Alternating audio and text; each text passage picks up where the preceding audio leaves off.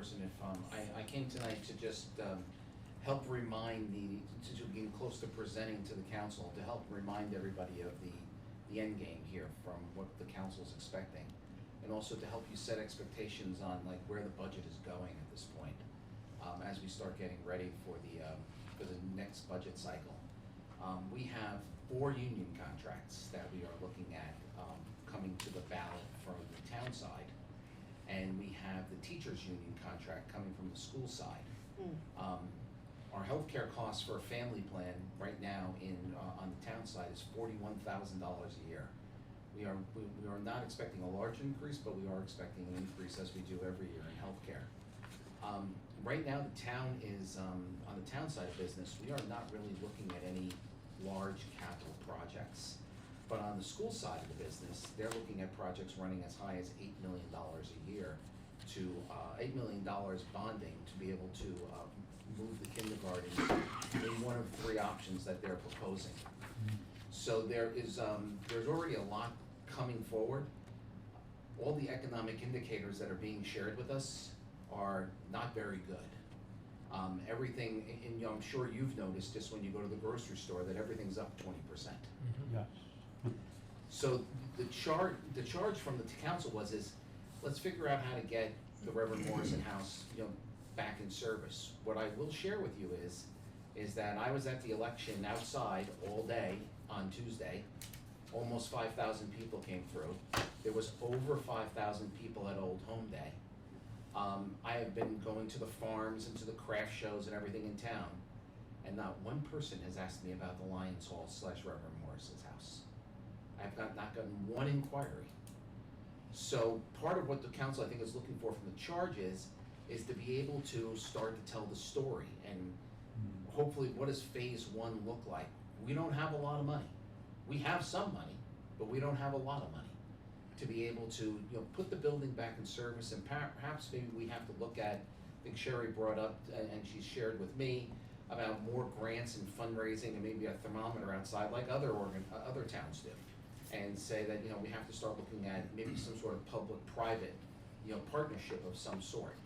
But just to help remind you of what the charge is not to spend $1.5, $2.5, $3.5 million and redo the entire building. The charge is what does phase 1 look like? How do you get there? And what's the long-term plan? Which I think was what you've started to lay out. But just hopefully that's a helpful reminder, because there's other people looking to come to the council for things, and my current read of the appetite of the council for projects, considering the state of the economy, is very low. So I hope that helps you. Yeah. That's sort of stating what I think I already felt. Well, we have to take care of our employees. I mean, that's going to be the primary thing we'll be looking at. The voters make that final decision, but retaining employees is very difficult, and getting good employees to stay is difficult. I don't think there's not going to be much of an appetite when we come to March for a major expenditure. Well, we're going to go through the budget cycle and we'll vet that out. So we'll see where that goes. You mentioned $8 million with school. The thing that I got an email about presented options that were, 2 of the options were up around 20 million. Well, 8 million, I went with the low number. Because I would think that that was the one with the portables. I don't know if I know the voters well enough in Londonderry to state this, but I would state probably based on that survey, and people are going to look at the lower number harder than they're looking at the larger number. You're probably right, unfortunately. And keep in mind, the largest bond ever was $11 million for the gym 20 years ago, and we've never seen anything that big again. The fire station went for $6 million. Yeah. The voters are who they are. I know. I believe what you're saying. I agree with it. I think it's a pity, because I think portables are going to cost us more long term. They're a separate form of government, and we're going to let them worry about that. Right now, what we need from you folks is how do we put a building that will deteriorate every day a little bit more back in service? Oh yeah. So that we can help the community see the value of what something long term may look like. Good question. Kathy, I have a question for in terms of timing, my expectation with this process that was that our charge carried us through September, and we were to come back to the town council in October with our recommendation. We're Yes. a few weeks away from the end of October. We're coming in Mhm. on the 23rd to make an interim report to you, Mhm. the rest of the council. So does our charge from your perspective dead end at the end of September, or if we need a few more weeks into October, do we have that latitude, or is that something that we should address when we come before the town council? I think it's up to the 5 councilors on how they wanna proceed, and I think they'll, I certainly if they are, if you need more time, I have never known one of the councils not to allow more time. Our budget kickoff is the first weekend of November, so if that gives you some help on timing. Yeah, thank you. So, John, thank you for that reminder. I do think, I certainly wouldn't disagree with you on the appetite of the town council, because you know that much better than I. I do think that the appetite of the town is hard to gauge. And I say that, and we talked about this a little bit at the last meeting, and I had a chance to sit down with Justin Campo this week and look at some finances for the next several years. Some of which we can talk about tonight. But I think the central fire station is a great example where, that was $6 million-ish. Mhm. Yeah. That is I talked last week about, marketing makes a difference, right? And I would argue that the school, things that were put on the warrant article last year weren't sold well enough to get the support they needed. The fire department did an amazing job of marketing that campaign. And you wouldn't think that would be a skill set that fire officials would have, but they did a great job of creating the need and voicing the need, and so kudos to them. And that was $6 million, right? And for something that was needed, but it's an expansion of something we already had. I could get into the details of it, but we don't need to. Yeah, but I think they did a really good job. I'll wait for you to make your Yeah. point. So I do think that if the towns, the voters are educated well enough and sold well enough on a project, that there is an appetite to spend on something. And here, even on the highest end, we're not talking about as much as the fire station was. So I just want to say that I think, because to do anything is going to cost, based on what Dave said last week, at least $1.5 million. So if we're gonna, Well, I'll give you 3 examples. 25 years ago, they started an open space task force committee. They wanted to have $20 million to be able to go out and buy all the open space in town. What we came to the conclusion was nobody's gonna vote for $20 million. So some of you may recall they voted for $1 million a year for several years until that kind of ran its course. Around the same, probably about, as that ended, the Public Works Department came forward and said, we need to have $30 million to rebuild all the roads in town.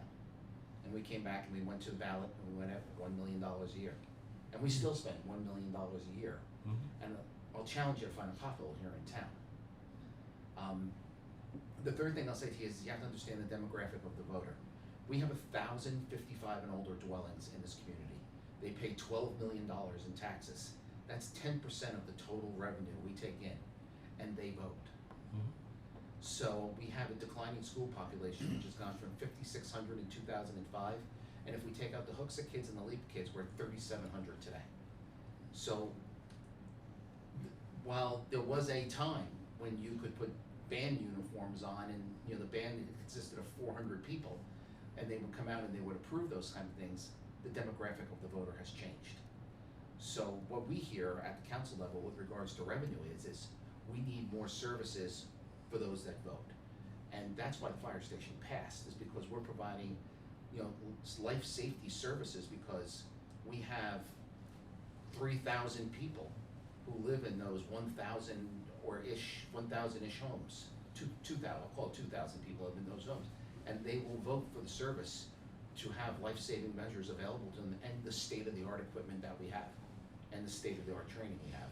While I understand what you're saying, and I do agree that it needs to be sold. I can tell you the appetite of the council is not to go with any large bonds. My read of the council is that they will not go with any large bonds. Perhaps you can come in and sell them on them and get them to convince the council they can, but considering the union contracts that are coming forward, they will be millions of dollars when we add them all up. So,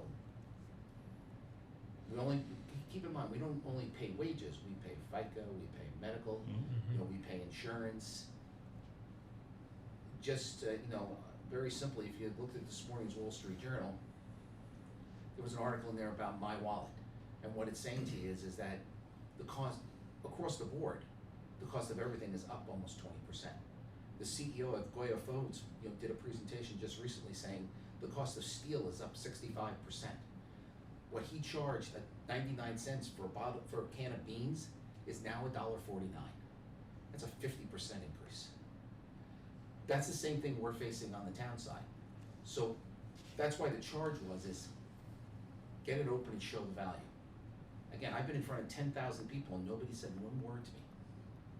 I stood in front of that building for several hours on Hold Home Day and nobody asked me why it wasn't open. So, yes, you're right, we do need to sell it. Yes, it's a beautiful building and it does need to be restored and it does need to have a maximum capacity of use.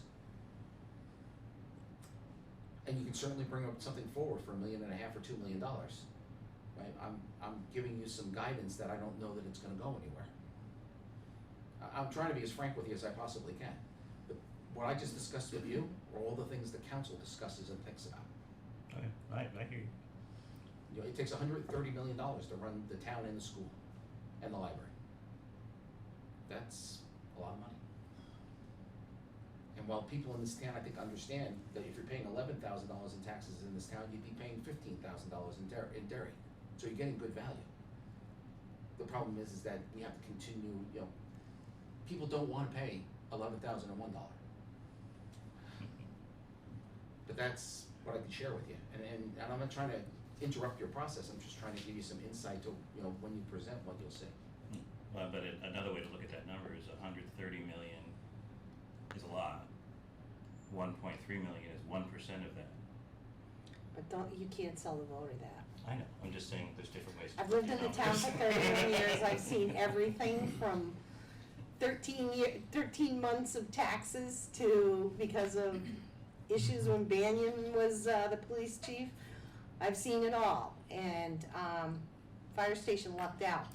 And they lucked out because of the demographics, the way the town was changing at that point.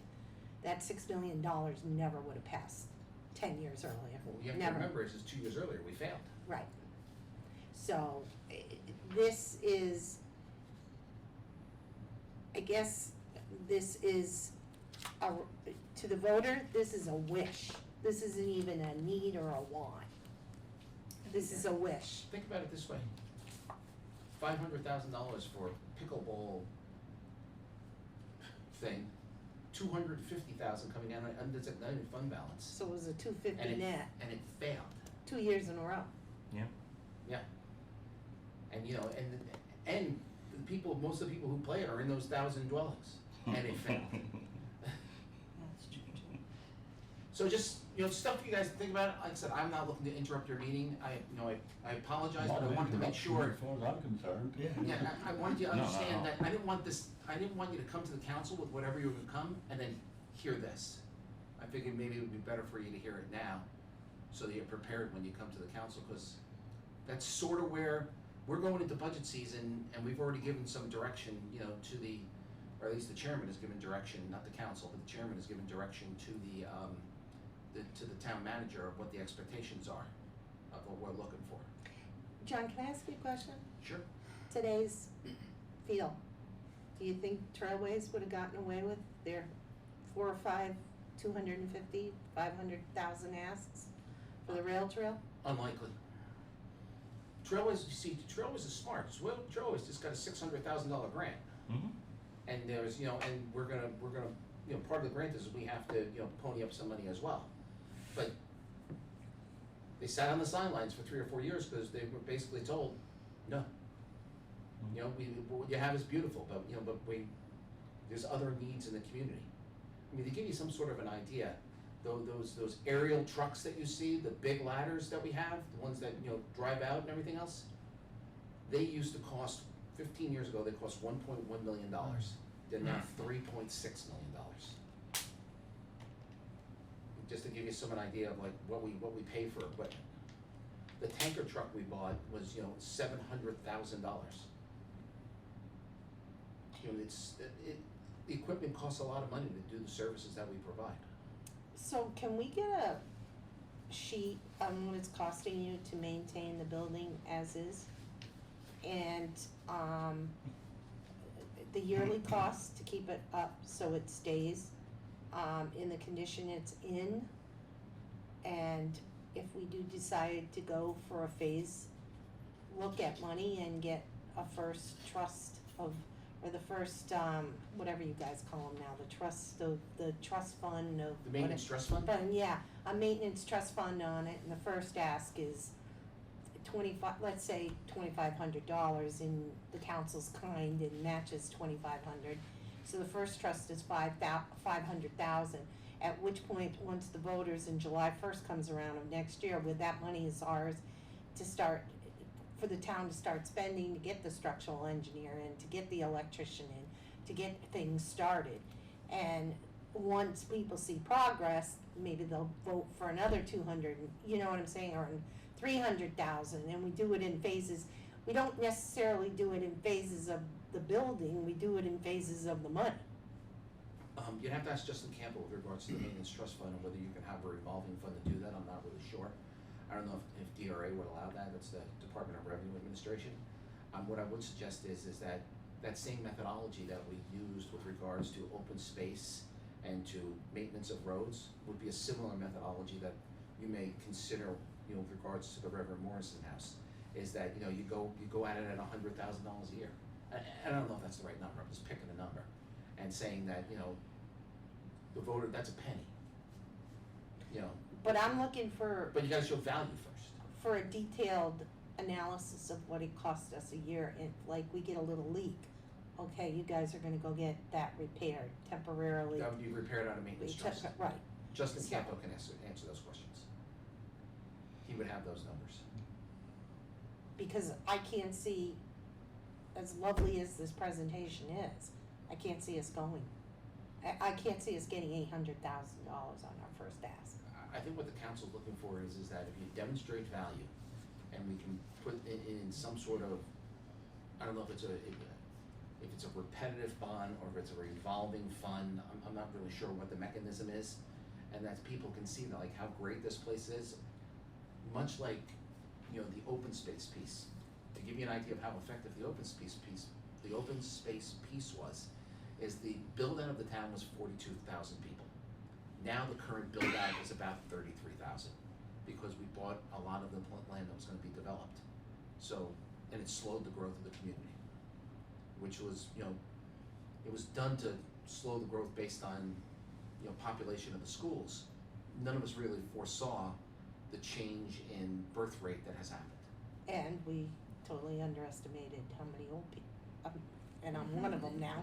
Yeah. But how many 55 and older units, and that was done by design to keep kids out of the school district. Right, and we've now closed that ordinance and there aren't any more being built, because we think we've reached the maximum capacity. Plenty.